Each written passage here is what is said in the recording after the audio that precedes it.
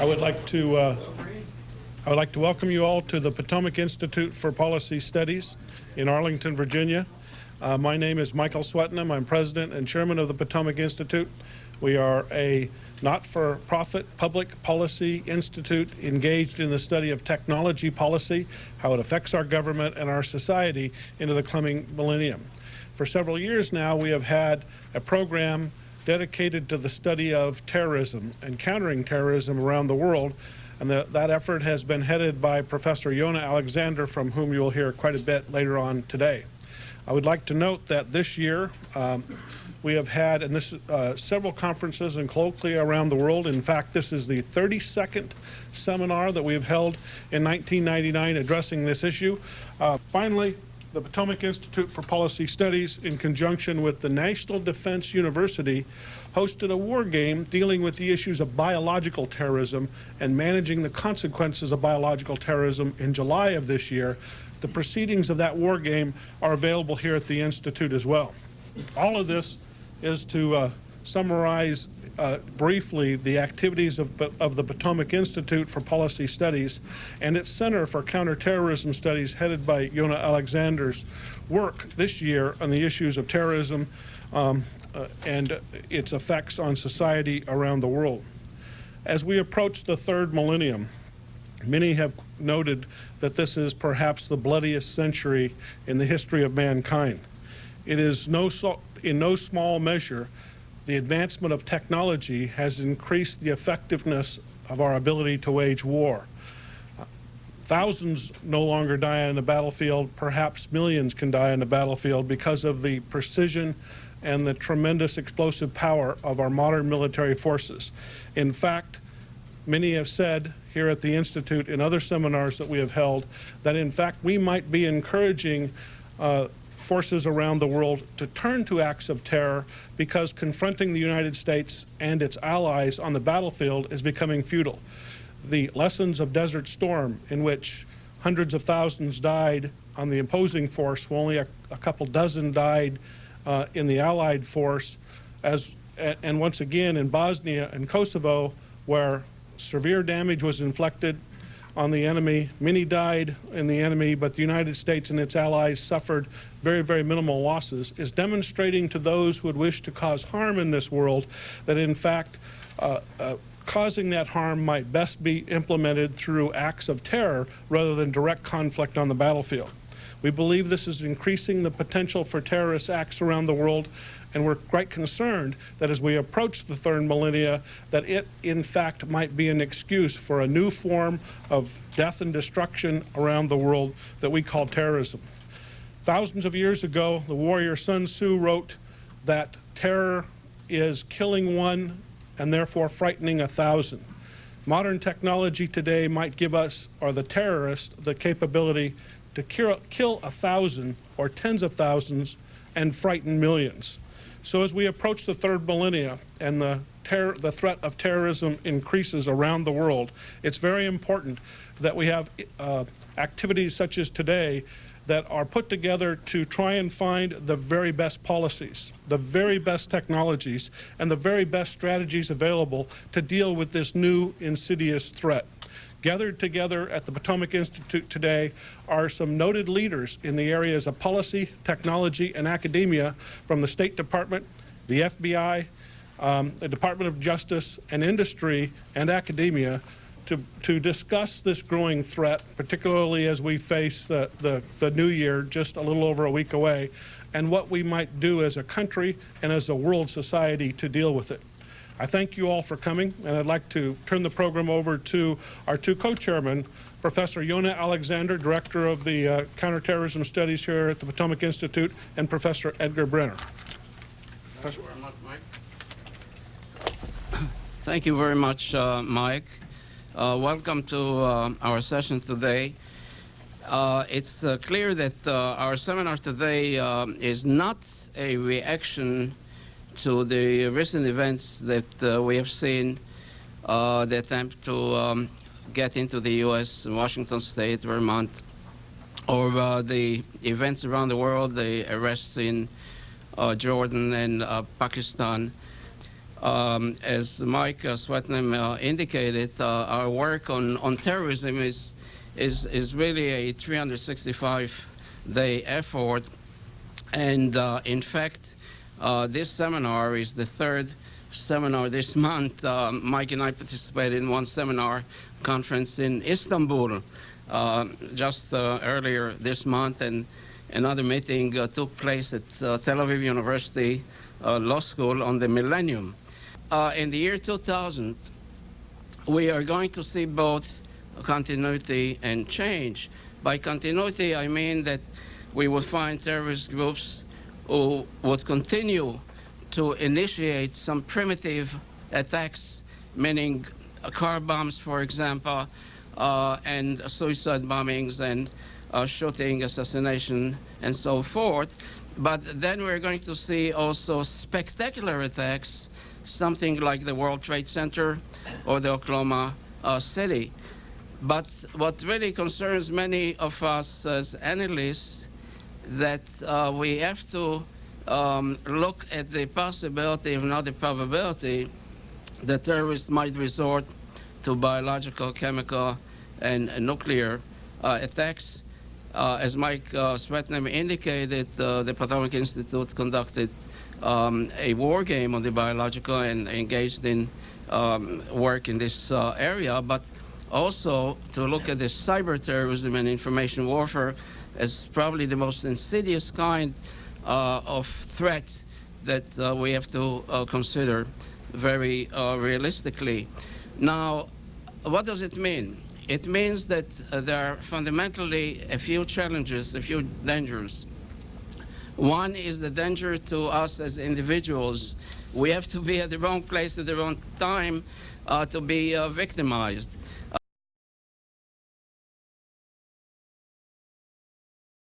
Secondly, the danger to the state system the way we know it, because traditionally the state had monopoly of power, but now we find groups and sometimes even individuals who can challenge the monopoly of power in the hands of government. Thirdly, I think there is a threat, a danger to economic development, which basically means that there is no possibility of investment, for example, in trouble spots around the world, and the business community actually is the victim number one. We have to see what's happening at the airports today. There are people who are canceling their flights, or the tourist industry, and clearly terrorists attacked the tourists in different countries around the world. And then, of course, we have to bear in mind that whatever measures we take, we have to be very careful not to overreact and work within the value system that we have in liberal democracies, for example. We can always introduce some draconian laws, but if we defeat the terrorists through very difficult or very serious kind of measures, we at the same time can damage our value system. But really what concerns us, that the threat is not only to the individual and the state system, economic development, democracy, but the threat is to civilization itself. Because all of us are in the same boat, and the entire world is basically a front line. The first panelist is FBI Supervisory Special Agent Calvin Shivers. With the approach of the year 2000, the FBI attempted to identify and analyze the potential for violence and terrorism by those who would attach some significance to the new millennium. In conducting our research, we determined that extremists from various ideological perspectives have attached significance to the coming millennium based on either religious beliefs or political beliefs. The challenge for the FBI was to develop an understanding of the various collection of individuals, groups, and ideologies. And after collecting that understanding, the challenge for us was then to identify individuals who may be part of these groups who would perpetrate some act of terrorism or violence in preparation for the coming millennium. One of the things that we set out to do was to establish a network in the law enforcement community to share the basic understanding and ideologies of these various groups, to make other law enforcement agencies aware and for them to develop an understanding and use this as a mechanism to potentially prevent terrorist acts. And one of the things that the FBI uses as a staple of its terrorism program is prevention. One of our goals is to prevent a terrorist act before it takes place, and so that was the ultimate goal of this particular project. Now, many of you are aware of Project Megiddo, and Project Megiddo was the analytical product that put this mechanism into motion. And essentially, Project Megiddo was an effort, again, to educate law enforcement officials and agencies about the potential for terrorist violence related to the millennium. Now, one of the things that I'd like to emphasize is that Project Megiddo is not a sweeping investigation of religious groups or religious leaders or people who have certain beliefs. As we all know, we are all protected by the First Amendment. The FBI is also governed by the Privacy Act, and essentially the Privacy Act governs the FBI's collection and retention of information.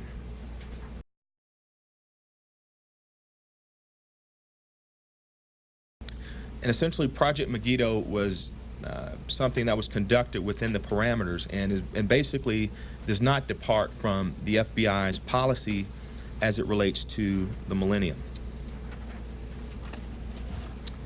In assessing Project Megiddo and sharing this information, one of the goals was to establish, if you want to call them warning signals, that law enforcement agencies should be aware of. The FBI, as a national agency, has the ability to collect information on various groups and organizations which may be not accessible to state and local law enforcement agencies. So again, Project Megiddo was a mechanism whereby we could collect this information, assess it, analyze it, make a determination as to the viability of any threats, terrorist or violence related to the millennium, and in turn pass this information on to state and local agencies, because in preventing terrorism, essentially it's a collective effort. In many field offices, the FBI relies heavily on their relationship and their liaison with other federal agencies as well as state and local agencies. And these agencies essentially provide the FBI in their partnership in many of the joint terrorism task forces that we are part of with vital information regarding groups and organizations that may, without their assistance, fly under our radar.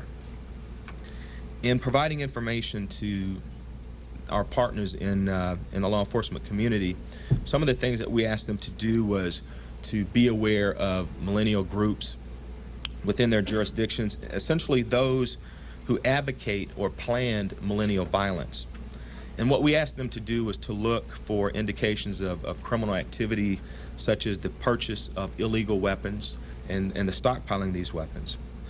Some of the other things that we asked them to do was to be aware of indications of specific targets that these groups in their ideology or in their literature may have identified. And some of these specific targets could be military installations, they could be National Guard facilities, they could be organizations of minorities, and they could also be United Nations facilities. And so one of the things we wanted to do is to try to identify specific targets that these individuals might have.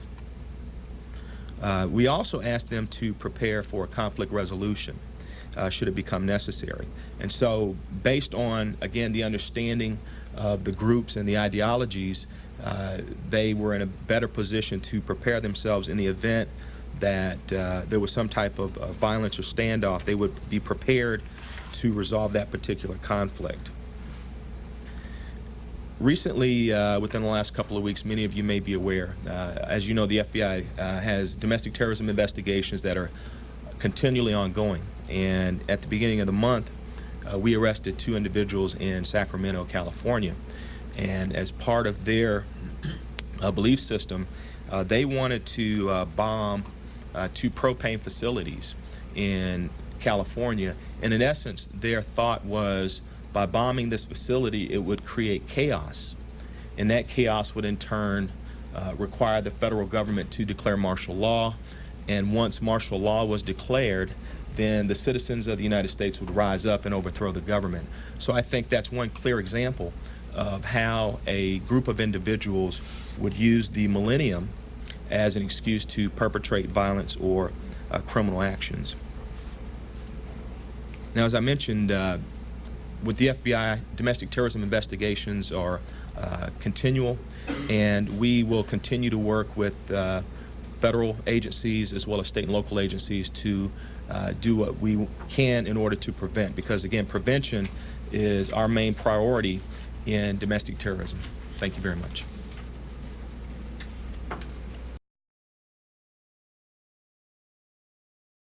It is now my pleasure to introduce Dr. Fraser Cameron. He is head of the political section in the delegation of the European Commission in Washington, D.C. From 1975 to 89, he was a member of the British Diplomatic Service, serving in such venues as New York, Bonn, and East Berlin. Since joining the European Commission in 1990, Dr. Cameron has been closely involved in the external relations of the Union, specializing in transatlantic relations and European security issues. He is the author of a number of books and articles on European affairs, most recently, The Foreign and Security Policy of the European Union, Past, Present, and Future. Dr. Cameron. Thank you very much, Mr. Chairman. The 3 introductory remarks. Firstly, the European Union has a large experience of dealing with terrorism over the last 20 years. I just mentioned the ETA in the Basque, the IRA in Northern Ireland, P2 in Italy are just some examples. Secondly, the competence for dealing with terrorism is still largely in the hands of individual member states, but there is a growing role for the European Union as such, particularly in the light of decisions that were taken following the Treaty of Amsterdam and the recent European Council at Tampere. This was followed up, for example, by the visit of the commissioner responsible for this area, Commissioner Vitorino, here in Washington a couple of weeks ago, where he met Janet Reno, he met General McCaffrey, the drug czar, and so on. So this is a growing area where the European Union is becoming involved.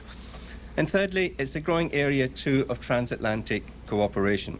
It's very close relationships have developed, particularly in the last 2 or 3 years, between the EU and the US in dealing with terrorism. So how does the EU actually approach international terrorism? Well, firstly, we take the view that you have to build as wide a consensus as possible in dealing with terrorism, and that means you have to get the United Nations on board. So we actually invest quite a lot of time and effort in trying to ensure that as many states sign up for the various conventions dealing with international terrorism in the UN. It was a French draft, for example, that led to the UN Convention on the Financing of International Terrorism. We favor the idea that's been proposed for a special General Assembly meeting to discuss international terrorism. We think the draft on the table, for example, by India is a good basis to take work forward. So the first point is we must try and ensure that the international organizations play a role, particularly the UN, but other organizations like the G8 have an important role to play as well. Secondly, we believe that you must ensure, and this is, I think, the point you made yourself, Mr. Chairman, that you do not fight terrorism by damaging your own human rights. You also must make a clear distinction between acts of terrorism which are attributable to states and those to individuals, so as you do not confer any status on individuals under international law. This is an important point. It's really only states that you can actually charge in terms with illegal action. Now, inside the European Union, all the member states have ratified all the various anti-terrorist conventions. The most important one, I think, is in the financing of terrorism. All of our member states have pretty strong money laundering acts. I can tell you from personal experience, when my daughter, who was living in Germany, tried to open a bank account in Britain last year, she had to go through an amazing number of bureaucratic hoops simply to open a bank account. It's becoming much more difficult to hide funds in the European Union. Secondly, I mentioned Europol earlier on. Europol is not a European FBI. It may someday develop into a European FBI, but it's still very much at its initial phase. But it has a mandate, which is quite important, to exchange information between the member states on counter-terrorism, to keep a database on terrorism, to assume responsibility for liaison in many fields with third countries, and actually compiling a whole glossary of terrorism. So Europol is beginning to play an important role in this area. In this connection, it's important to know that we have a system called Schengen now, which means we have one external border for the European Union. This is beginning to affect Americans who will travel around Europe. And the point is, it's a very sophisticated computer storage of information of individuals connected with terrorism, and many have already been arrested at EU borders. In terms of our relations with outside countries, I'll come to the United States in a second, but let me just give you one example where we're doing something very concrete, and that's trying to help Palestine, particularly the Palestine authorities, build up a whole series of counter-terrorist measures. So we're spending a lot of money training them in terms of management, communications, explosive ordnance disposal, IT, specialist search, surveillance techniques, and so on. And this is actually bearing results.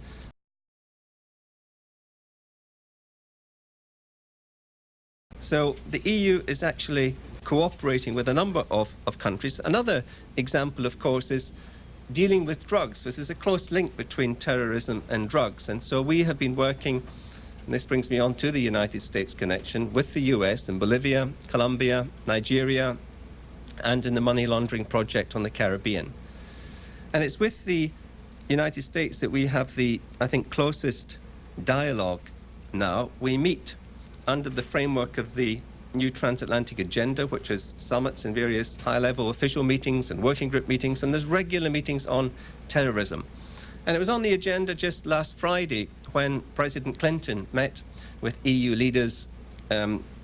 Prodi and Mr. Lippinen. And of course, one of the main questions on the agenda there was how to deal with rogue states which have some connection with terrorism, like Iran, like Libya, like North Korea.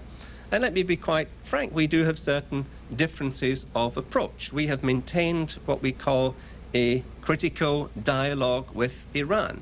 We think that it's more important to try and engage with the moderate leadership in Tehran to try and influence their behavior rather than simply isolate the country. And we believe that that strategy has actually had some impact. We believe it's important to engage in North Korea, to try and offer them some carrots to stop their missile testing, for example. And we believe that the combination of carrot and stick in dealing with Libya has also brought considerable results so far. So we need to maintain the dialogue. We really need to ask ourselves these key questions: how you actually deal with terrorism. Obviously, as other speakers have said, you need greater and better intelligence. Secondly, you need more international cooperation. But thirdly, you have to tackle the roots of terrorism. You have to look at why terrorist groups are formed and where they breed. And they breed generally in areas of severe economic and social discontent. And therefore, your strategy has to involve some outreach to tackle these problems. For example, in Central Asia, the European Union is trying to tackle the massive problems in the Fergana Valley, trying to improve the environment, trying to provide finance for economic development so that these groups that we hear are moving towards some support for Islamic fundamentalism are actually undercut. So it's a triple-pronged strategy. It's an area where the EU is getting more and more involved, and it's an area, I think, of growing transatlantic cooperation. Thank you very much.